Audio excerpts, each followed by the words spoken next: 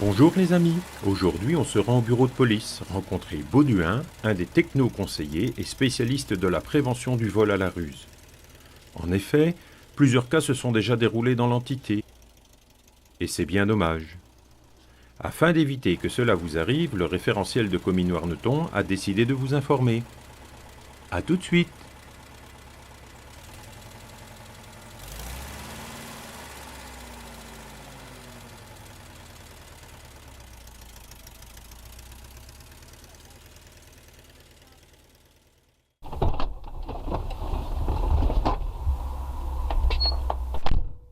Bonjour Bauduin, est-ce que tu peux te présenter en quelques mots s'il te plaît? Oui, bonjour Paul. Donc, je m'appelle Gilles Baudouin. Je suis ici inspecteur de police à la police de Comines-Warneton depuis quelques années.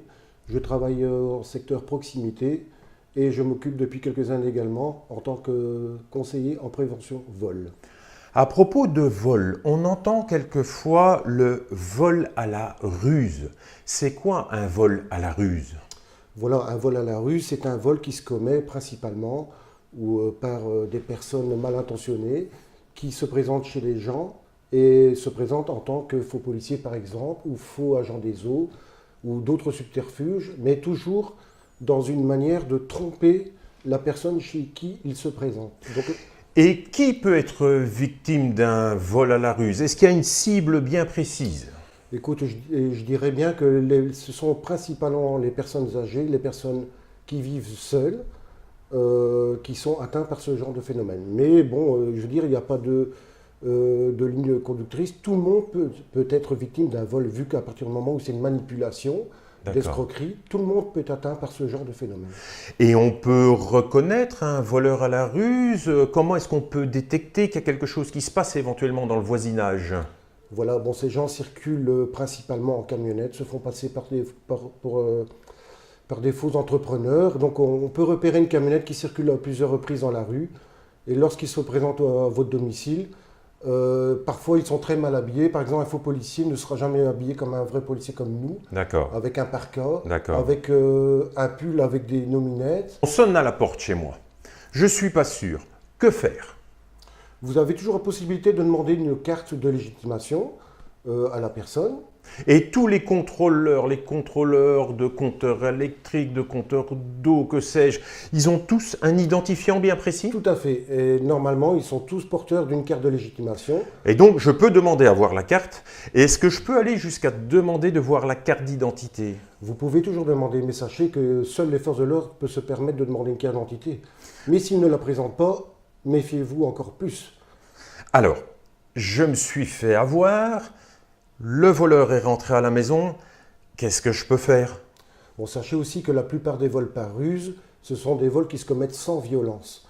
Donc vous pouvez toujours menacer de téléphoner à la police et voyez la réaction de la personne qui est présente chez vous. Si la personne manifeste une certaine crainte, elle va prendre la fuite. Bon, maintenant, si vous voyez que la personne va agir et devient agressive, il ne faut pas hésiter, il faut exécuter. Il vaut mieux collaborer, je pense. Collaborer et bien regarder la personne en elle-même pour pouvoir donner le plus de détails possible à la police, voir sa physionomie, voir la description de l'individu. Être concentré sur l'individu. Ah, c'est une excellente idée. C'est très important. Surtout ne pas paniquer, essayer d'avoir une bonne description de l'individu et regarder éventuellement avec quel véhicule il serait venu à votre domicile. Alors, je suis victime, je suis un petit peu honteux. Je ne sais pas quoi faire. Je dois venir déclarer le vol ou je dois me taire parce qu'on n'est jamais très fier de ça. J'ai peur de ce qu'on va dire dans le voisinage. Qu'est-ce que je dois faire? Oui, je comprends bien qu'on peut avoir une certaine honte de ça, mais il ne faut pas avoir honte.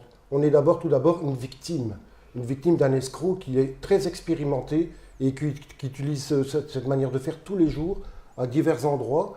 Donc il ne faut pas vraiment avoir honte. Parlez-en peut-être à votre famille qui va vous conseiller de venir déposer plainte à la police. Et il y a un certain temps pour déposer plainte, bon, pendant un jour ou deux, je suis pas bien, je me sens pas bien, puis au bout de 2 jours, je me dis, flûte, il faudrait quand même que j'aille déposer plainte. Est-ce qu'il n'est pas trop tard? Il n'est jamais trop tard. Il vaut mieux que ce soit quelques jours, voire une semaine plus tard, mais du moins, il faut le déclarer. Et Avec comment ça se passe? Je dois téléphoner, les forces de l'ordre viennent chez moi, je dois venir au commissariat? Vous téléphonez, une équipe viendra chez vous. Vous pouvez venir au commissariat, mais une équipe viendra chez vous pour constater les lieux. C'est vraiment super. Je suis hyper content, Bauduin. J'espère que tous ces conseils vont porter leurs fruits parce que le vol à la ruse, tout le monde peut en être victime. Et je crois que c'est une vidéo qui va intéresser beaucoup de gens. Merci à toi et à bientôt sur le référentiel de Comines Warneton.